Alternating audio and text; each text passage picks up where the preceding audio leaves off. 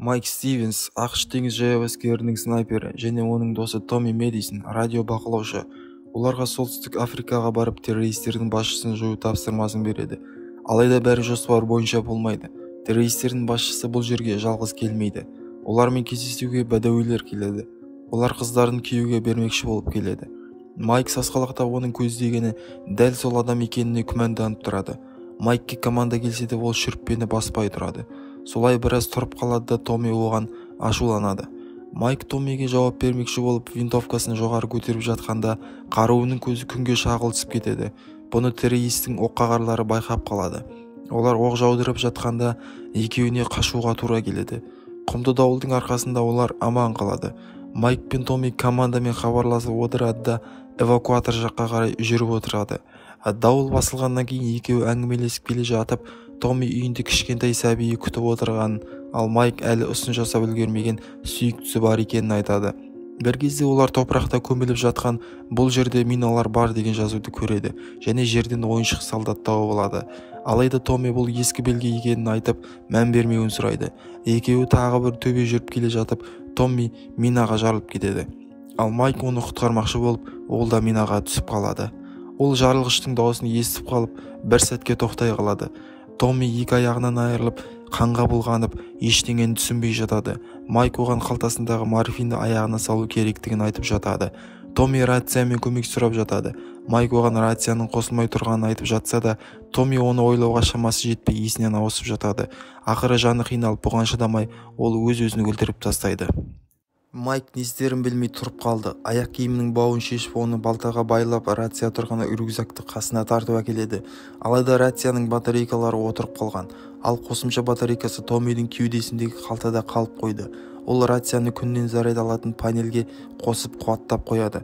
Рацияны қосып алғаннан кейін Майк басшылықпен байланысып, болған мән-жайды айтып береді. Команда Майкке тек 52 сағаттан кейін эвакуация жібере алатынын айтады. Майк сағатына таймер қойып, оларды күтуді ұйғарады. Майктың ішер суы таусылып, азғантай ғана тамағы қалады. Бірақ бұл оның басты проблемасы емес.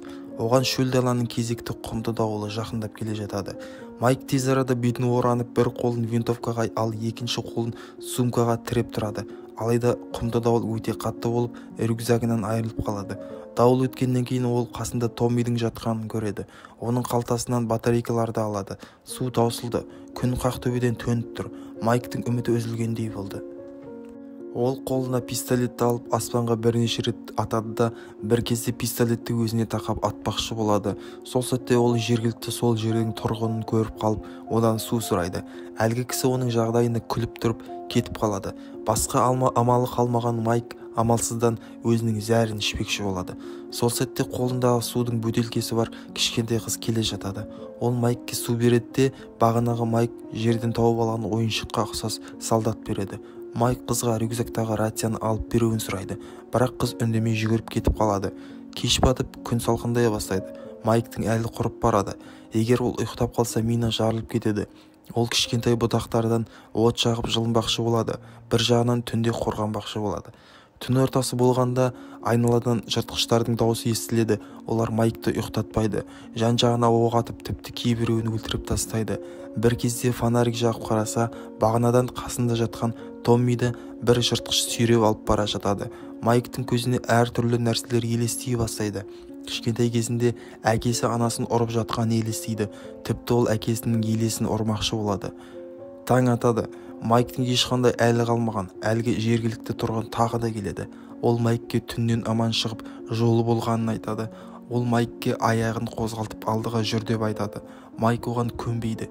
Екеуінің әңгімелері ұзаққа созылады. Майк рацияны әкеліп беруін сұрайды. Ол әкеліп береді де кетіп қалады. Уақыт жүрмей қалғандай болады. Бір кезде Майкке тағы да әр нәрсе елестей бастайды. Оның қасына Томми тіріліп келгендей болады. Тағы да түн болады. Бұл жолы Майкті қорғанатын күші де, от та жоқ. Бір кезде жыртқыштар оған шабуылдап, аяғынан, қолынан тістеп жыртып жатады. Майкке сол сәтте тағы да өткен жағы елестеп, кафеде 4 жігітті ұрып, бір қызды құтқарып қалады. Кейін ол официант қыз оның сүйіктісі болады. Есін жинаса, ол қолындағы пышағымен жыртқыштарды бауыздап тастағанын көреді. Томми, яғни Томмидің елесі түні бойы Майкпен бірге болған екен. таң ата рацияға тіл бітіп команда 17 сағат кешігетінін хабарлайды. Майк шарасыздан сағатты лақтырып жібереді. Ол сүйіктісімен сөйлесіп жатқандай болып, оны жақсы көретінін айтып, енді құлап бара жатқанда оны әлгі жергілікті тұрғын ұстап қалады. Ол Майктың жарасын таңып, осы уақытқа дейін тірі тұрғанына қуану керектігін айтады. Екеуі әңгімелесе бастайды. Кезінде ол да минаға жарылғанын айтады.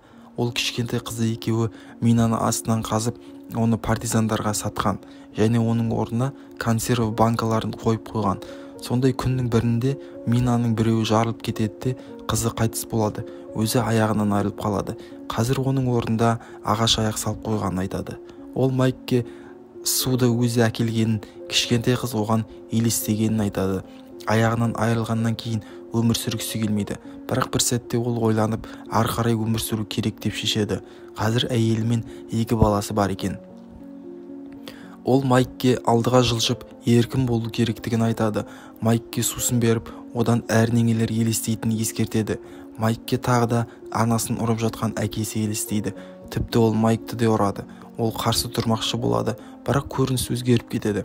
Ол кафеде төбелес шығарып, қызбен танысып жатқаны, одан кейін сол қызымен ұрысып жатқаны елестеп жатады. Көрініс тағы да өзгеріп, өлгелі жатқан анасының қасында отырады. Сол сәтте рациядан хабар келіп, көмекшілер келе жатқанын көреді. Олар көмек беруге дайын, бірақ Майк оларға белгі беру керек. Алайда түтін шығаратын шашкаға жету үшін оған қозғалу керек болады. Көмекшілер ары қарай кетіп бара жатады. Майк белгі бермекші болып жатқанда оған оқ атылады. Майк берілмей оларды снайпермен атып жатады. Ақыр аяғында құмдардың арасынан оның әкесінің елесі келе жатады. Майк оны пистолетпен көздеп тұрса да, оның елесін ата алмай тұрады.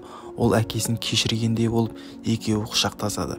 Сол кезде әкесі оған алдыға жүр деп айтады. Елес жоқ болып кетеді. Көмекшілер де алыстап бара жатыр. Майк ақыры қозғалмақшы болып шешеді де аяғын көтеріп қалады. Мина жарылмайды. Майк түсінбей құмды ашып қараса, минаның орнында консерві банкасы екен. Оның ішінде ойыншық солдат тұр екен. Майк қуаныштан көзіне жас келіп, құмда біраз аунап жатады. Ақыры түтіндейтін шашканы алып, қызыл түтінмен белгі береді. Көмекшілер оны байқайды. Оған саперлар келіп, Майкты алып, өз-өзіне келтіріп, еліне алып келеді. Майк барлық әскери қызметшілермен бірге туысқандарымен қауышуға келгенде, оның мойнындағы әрбір солдаттың жеке нөмірі жазылған жетонмен бірге әлгі ойыншық солдатта ілулі тұрған болатын. Көп адамның арасынан ол сүйіктісін байқап қалады. Ол да Майктың аман-сау келгеніне қуанып тұрады. Майк қасына келіп құшақтамақшы болғанда бір сәт ойланып тұрады да оған тізерлеп отырып ұсыныс жасамақшы болады. Бүгінге осы достар, тағы да осы секілді видеолар көргіңіз келсе, каналға жазылып, пікір қалдырып, лайк басыңыздар.